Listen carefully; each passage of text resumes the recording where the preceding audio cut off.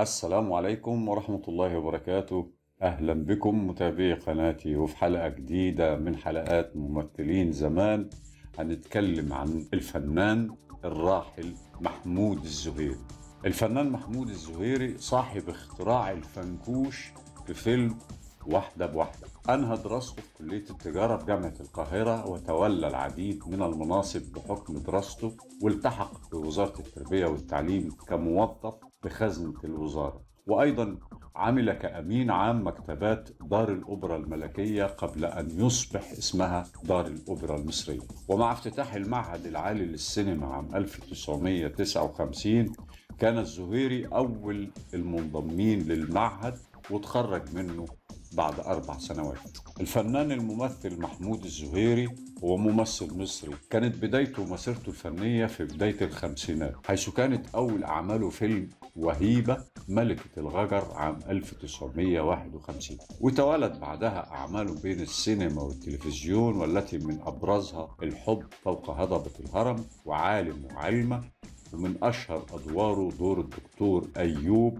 في فيلم واحدة بواحدة عام 1984. أما في الدراما فكانت بدايته من خلال مسلسل القاهرة والناس عام 1972، ثم توالت فيما بعد أعماله الدرامية، ومنها القرين، الوليمة، أنت وثلاث عيون، وقال البحر، زهرة والمجهول، بالإضافة إلى المسلسلات الإذاعية مثل يوليوس قيصر، والسهرات التلفزيونية، ومنها الرحمة المهداة والزنزانة. أعماله المرصودة تجاوزت 60 عمل فني، منهم فيلم وهيبة ملكة الغجر عام 1951، وفيلم الفتوة سنة 1957، وفيلم سلم على الحبايب سنة 1958. أما في عام 1968 فشارك في الفيلم الشهير البوسطجي، كان بيعمل دور مدرس الألعاب الرياضية في المدرسة الثانوية بنين في القرية.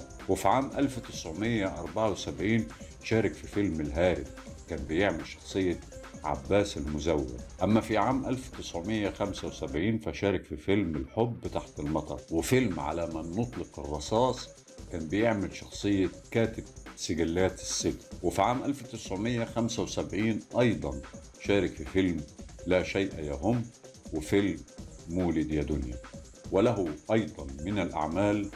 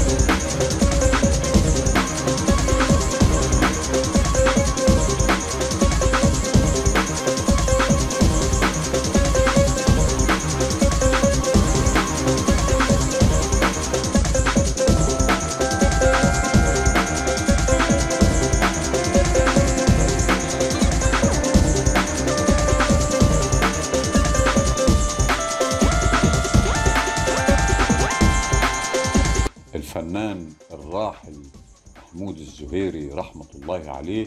كان تاريخ ميلاده 5 يونيو عام 1922، وتاريخ وفاته كان 26 مارس عام 1992. توفي عن عمر 70 عام. كنا نتحدث عن الفنان الراحل محمود الزهيري وممثلين زمان. أشكركم، والسلام عليكم ورحمة الله وبركاته.